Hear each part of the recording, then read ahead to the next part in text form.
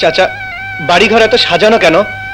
আর হেনা কোথায়? বেশ কয়েকদিন ধরেই নেটিজেনরা জানতে চাইছেন হেনা কোথায়।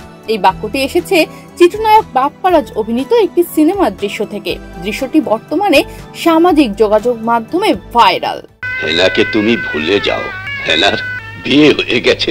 সিনেমার পর্দায় বাপ্পারাজ এতবার ছ্যাঁকা খেয়েছেন যে সবাই এখন জানতে চায় বাস্তব জীবনে ঠিক কতবার ছ্যাঁকা খেয়েছেন এই নায়ক। আমি বিশ্বাস করি না, আমি বিশ্বাস করি না। এমনকি ঢালিউডে প্রেমে ছ্যাঁকা খাওয়ার প্রসঙ্গ উঠলেই সব সময় ঘুরে ফিরে বাপ্পারাজের নামই আসে। দর্শক ও নেটিজেনদের এমন কৌতূহলের বিষয়ে বাপ্পারাজ বলেছেন, আমি যদি 100 ছবি করে থাকি, হয়তো 8-10টি ছবিতে ব্যর্থ প্রেমিকের চরিত্রে অভিনয় করেছি। অনেকেই মনে করেন আমার সব সিনেমা বোধহয় এমন, কিন্তু না, আমি অ্যাকশন এবং পারিবারিক গল্পের ছবিও অনেক করেছি। হতে পারে এ ধরনের চরিত্রে আমার অভিনয় ভালো হয়েছে, তাই দর্শকদের মনে গেঁথে গেছে।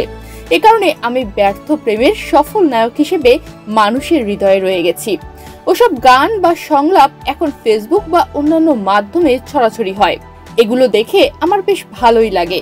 যে অভিনেতা মানুষের মনের মধ্যে কাজ দিয়ে যেতে পারবে, সে একসময় সফল হবেই।